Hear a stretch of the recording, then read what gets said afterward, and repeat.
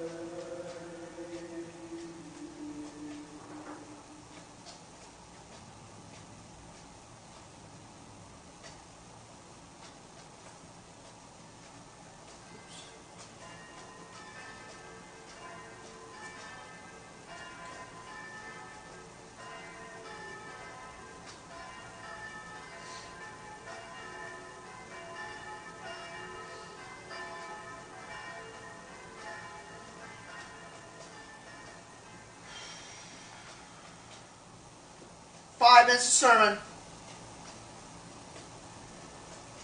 Oops.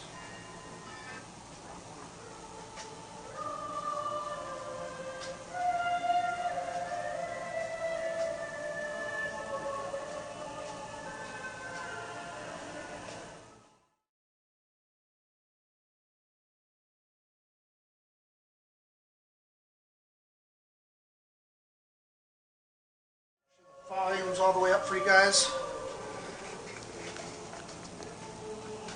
Oops. There we go. Volume's all the way up. There we go. There we go. Should have checked that earlier, but we got everything all good here.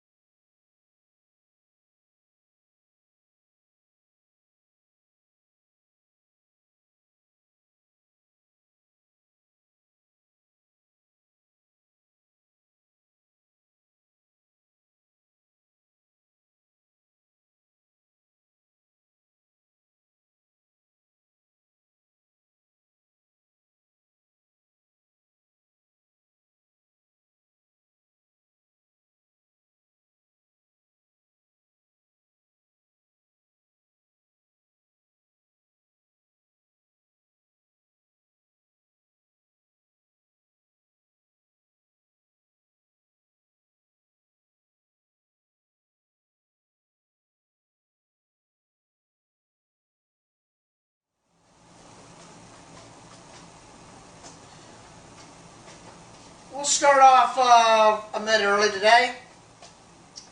Welcome everybody. Welcome to the new Lunar Religious Sermon. We are back and we are strong. My name is Jonathan Chase Alberti, and like always, I'll be leading the sermon. For the original members, I want to welcome you, and for the new ones, welcome to our family. For now, we're going to play the new Lunar Republic National Anthem.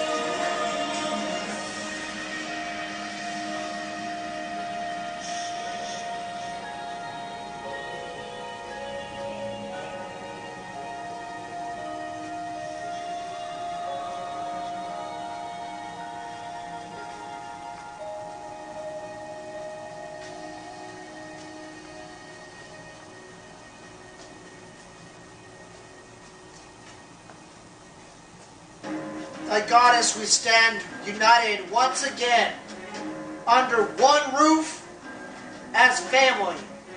We give thanks to you and you alone for what you have given us, what you have sacrificed yourself, fought, bled, and died. The name of our Goddess, thy mother, thy queen, Nightmare Moon.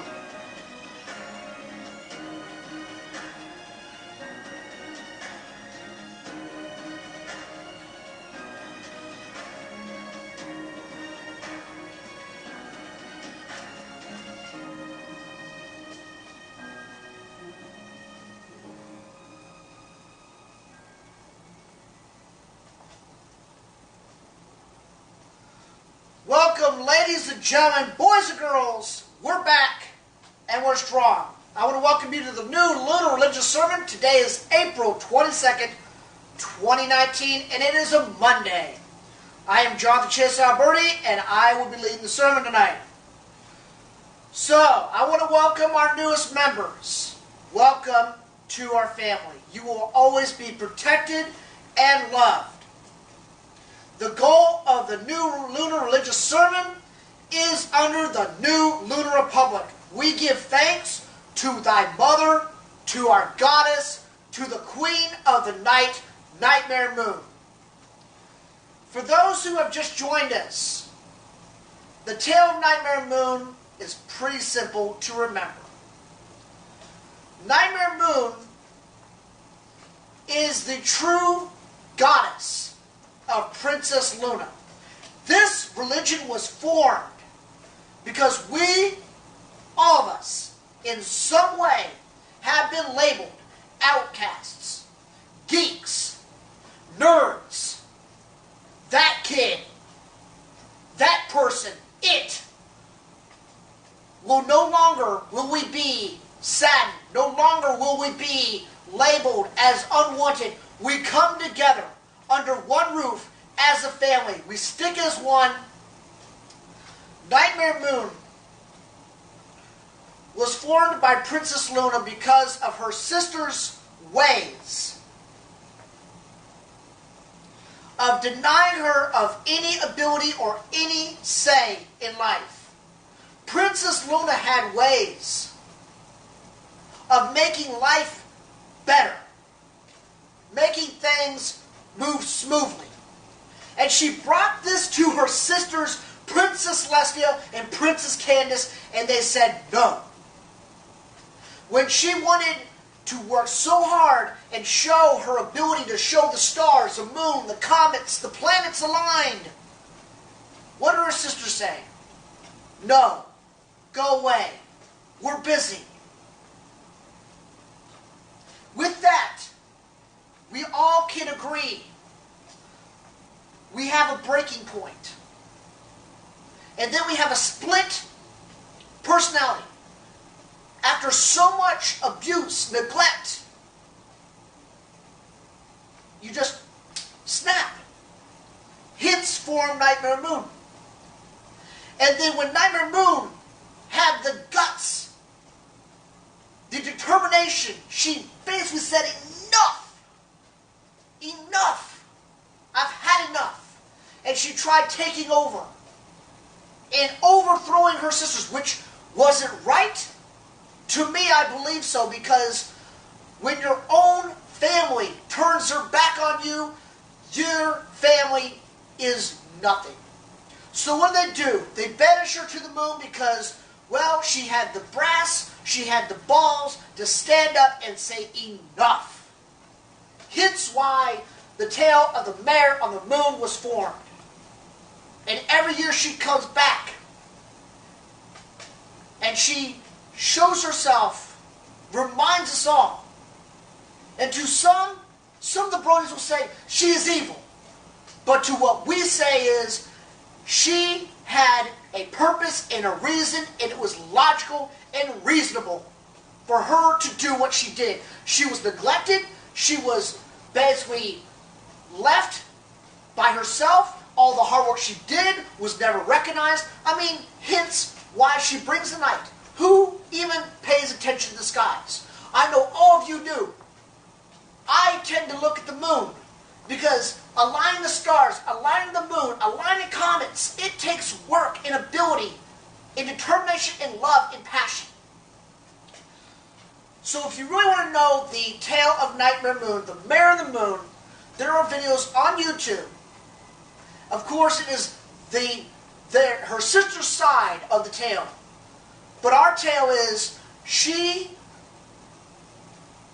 reasonably, logically, and righteously tried to reform society and bring awareness that enough with neglect, enough with being outcasted.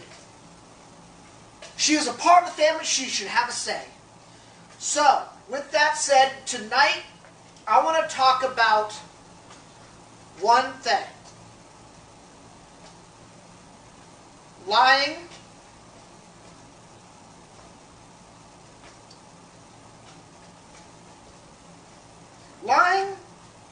untruthfulness, and discrimination. I recently had a job. I recently got hired as a line cook. It was Friday. I think it was, let's see, I think it was Friday. Yeah, today is Monday. No, it was Saturday. My apologies. It was Saturday. So I answered the phone call, and they wanted me to come in there, and they wanted me to cook. They wanted to cook, and they wanted it right now. Okay. $14 an hour, that's no problem. I can say this now because I have another job. I can disclose this. If they don't like it, that's their problem. We live in a land where freedom of speech is the golden ticket. Anyways, so they hired me.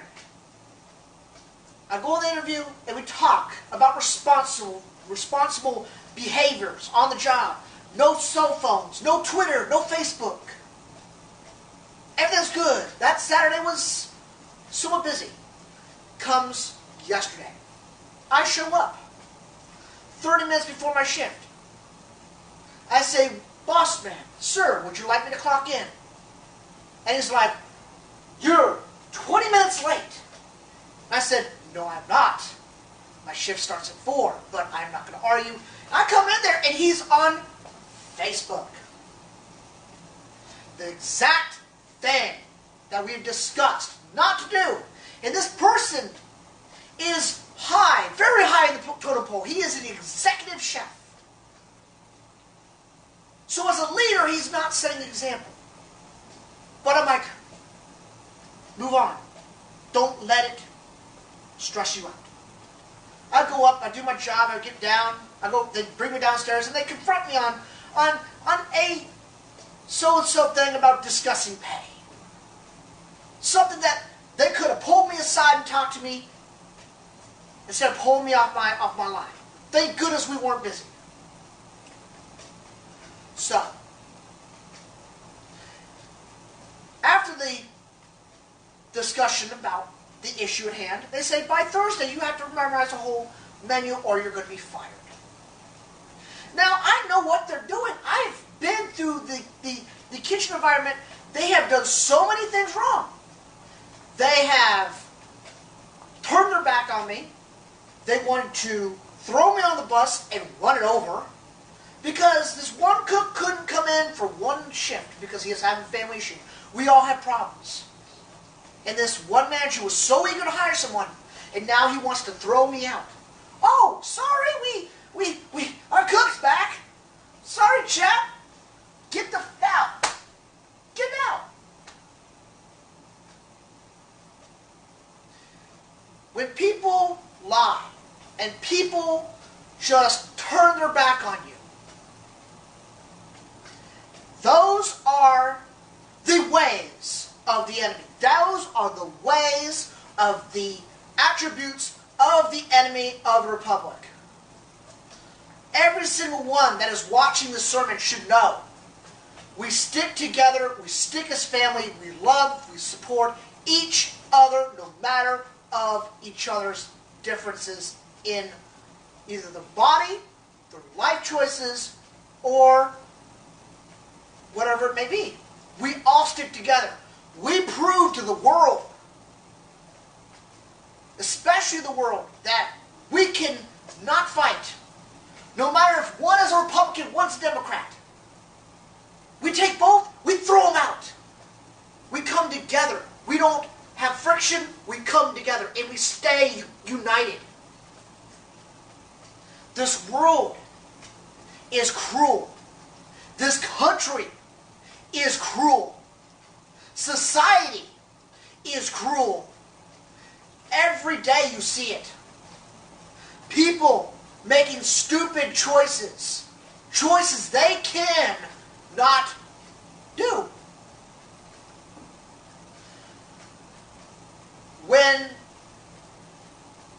This happens when people lie and they backstab you and they try to tear you down and bring these negative attributes to you.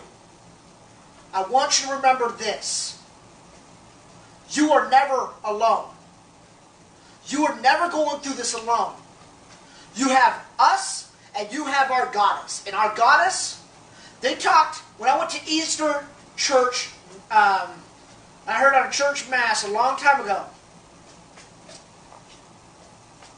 that on Easter, the ground trembles because Jesus rises. But what really happens is when one of us is threatened, all of us are threatened. And our goddess will never tolerate it. Now, she may not retaliate within that point, but she remembers. To some, she may be a unicorn. People think, this guy's crazy. This religion's crazy. It's a fake. It's not real. It's a cartoon. But what, if you believe in angels, and you believe in aliens, and you believe in the spiritual power, if you truly believe, and I know most of you do believe, deep down inside in your heart and your soul, you have never strayed. So long that we haven't had a sermon, you have stayed on the path. And you know what? She looks down, and she is damn proud. She is damn proud of every single one of you for not straying from the path. We are a family. We are stronger than concrete. We are stronger than any well. We are stronger than the sun. And I am proud of every single one of you. And I know she is too.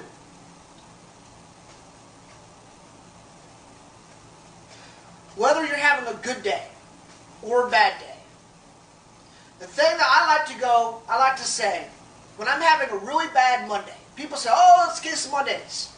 I want you to remember these words, because it is true. People say, nah. My children, you got to go through hell to get to heaven. You got to go through hell. You got to go through the worst fucking day of your life. Not because you're being punished, because you're being tested and you're being built into a strong individual.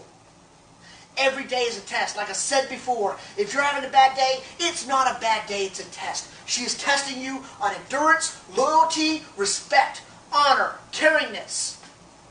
Homeless guy asks you for change. You have two choices. Ignore that person that is an individual human being that has a heart, that has a soul, that can breathe, eat, sleep, cry, anger. You ignore the person. That's one path. The other one is taking 5 cents out of your pocket, and even if they want beer, handing them 5 cents.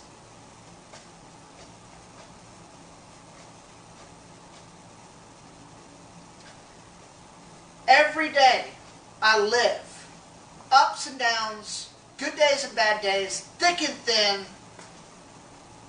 I may have a crappy job I just got, but you know what? And it may not work out, but I take it as a test. And I learn from it. I'm like, I stand back and I think, okay, what did I learn? My manager is not only not smart, he's not a people person. He doesn't like me. He doesn't care about my disability. That's fine. Because people like that, at the end of their life, will be judged the way they judge. That's another thing. My fellow followers, we need to not judge. No matter what race, no matter what sexuality, no matter what religion, no matter political beliefs they have, no matter anything, we should be open to everything and all. If a person likes scat, meaning poop and pee, and it's not your thing, don't berate him. Don't disrespect him. Don't say, oh, you are fucked up in the head. You are, no. Say, okay, That's interesting. That's not my thing. And move on. Don't, because the way you judge people is how you're going to be judged by our goddess. And trust me, she is a very powerful, to me, sometimes merciful and unmerciful. She determines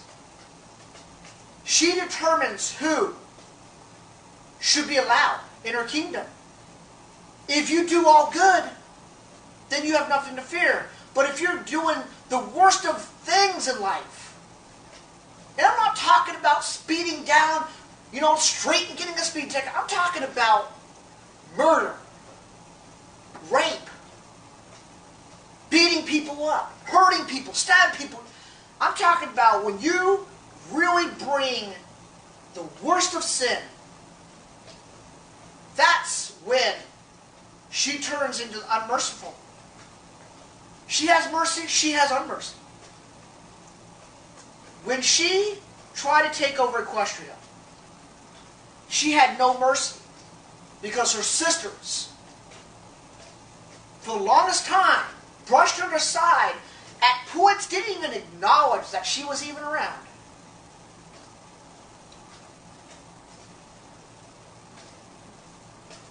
So that's the thing I want everybody to remember, is if you're having a bad day, you always have everybody in this congregation, we're all family, we all stick together. If one of us is having a problem, reach out. Because the words, "Are you okay? Is there anything I can do?" can change a life as quick as a snap of a finger. And to our goddess, it is a great deed. It is a blessing to her. Because the more strong bonded we are as one, the more the world has got to learn from us. We don't have to learn from society. Society is crumbling. America in the globe is crumbling. You have so many things going wrong with this globe. And I'm not talking about America, I'm talking about the globe. You got politicians we can't trust. You got people that are killing innocent people. You got people abusing animals. You got people who are committing crime, who are committing terrorism, society is falling apart. But the one aspect of life that isn't is us. Our religion sticks together and is so tight-knit, it is so caring, that the world someday may self-destruct, and they will look at us and they can learn from our ways of our life. We are put here not as a right, as a privilege. We live our life. Every day you wake up is a test. Every day you put on your shoe, you go to school. It's a test.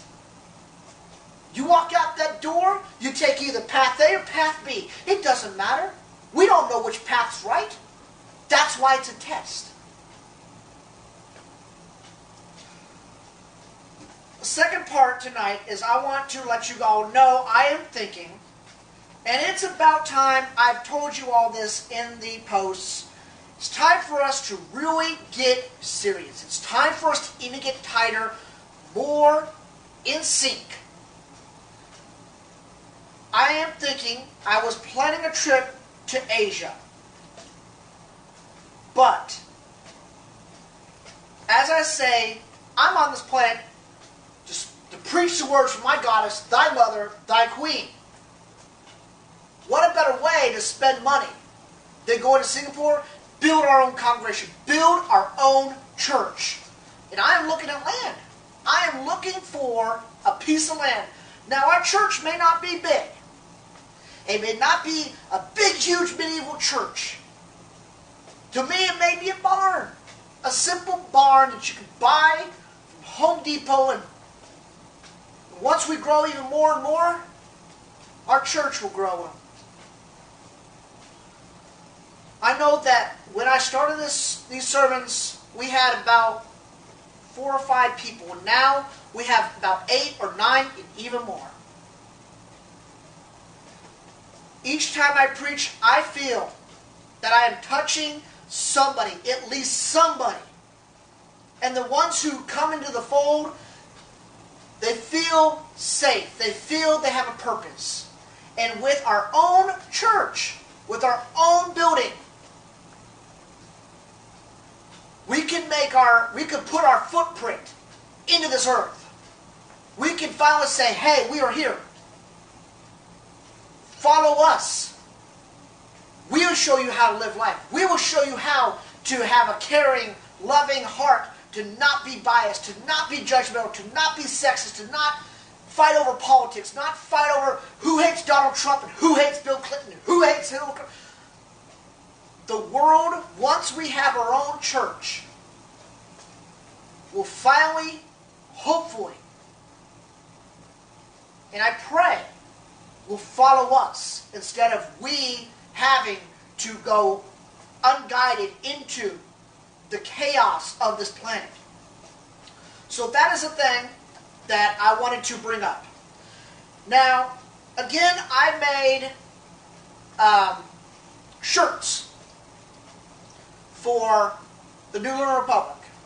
The only thing is, I have to get a bundle, which meaning 48 shirts.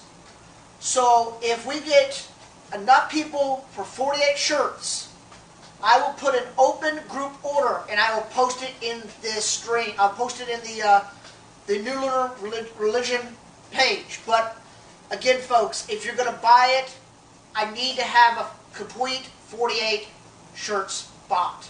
Because whatever's left, I have to pay out of my own pocket. So if you want a shirt, and if I have 48 dedicated people who want shirts, and I mean dedicated, 100%, not, oh, I want a shirt, but then the next day, oh, I can't afford it. If you want a shirt, here's a test. Here's a test, my children. If you want a shirt, this is your test. This is a test, not for me, not for the shirt, but from our goddess. I know I'll step up to get a shirt. Who else is willing to step up and show our goddess? I am willing to wear the shirt in pride. I'm willing to spread our word of love and support and tight-knit. So, I will go at the end of the live stream, I will see how many people want a shirt. Again, I need to have a legit firm order of 48 shirts being bought. So for the new members, we have sermons every night at 7 o'clock when I can, and with the end of the school semester, it will be more back to normal. And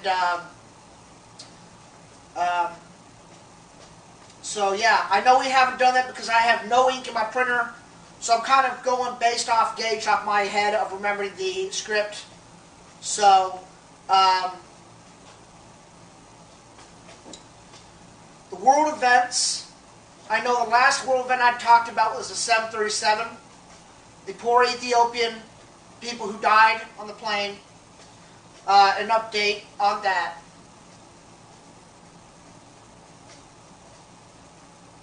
That's another thing I wanted to actually bring up. So that plane is still grounded.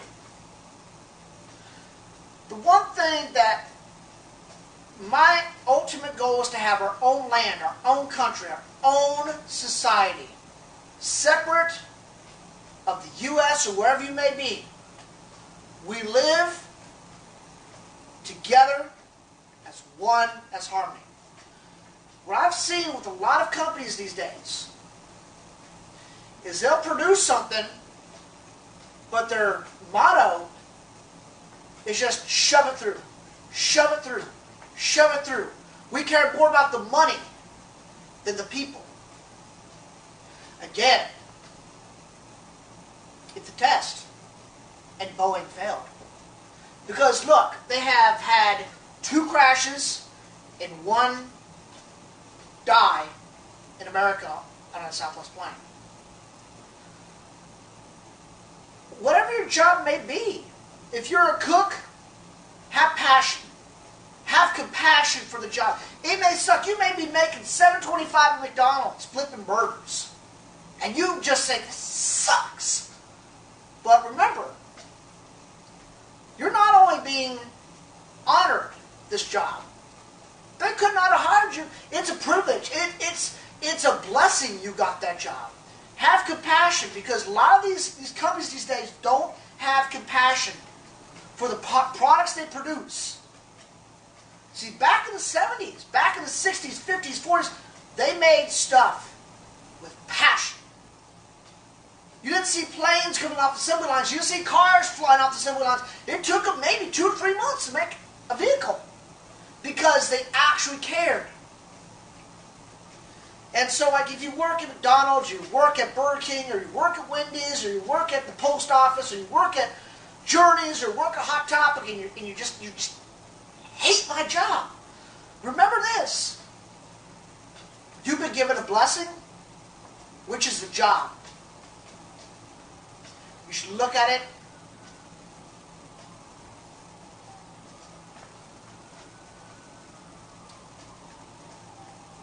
as an honor, as a pride. So, that concludes our sermon.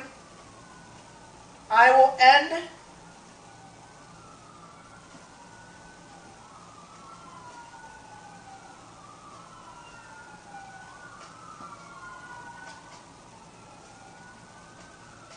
excuse me, folks.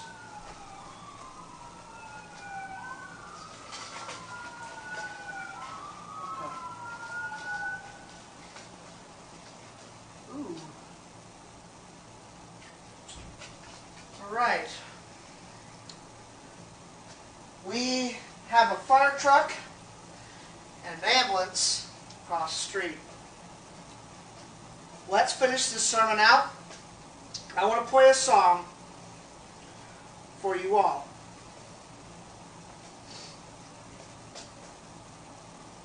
It's one of my favorite songs that I love to play.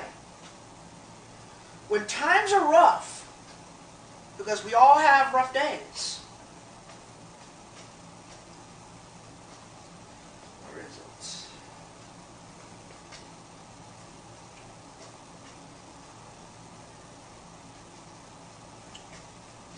Where is it?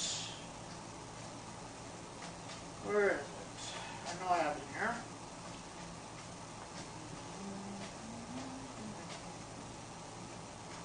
Where is it? Oh, dear Lord.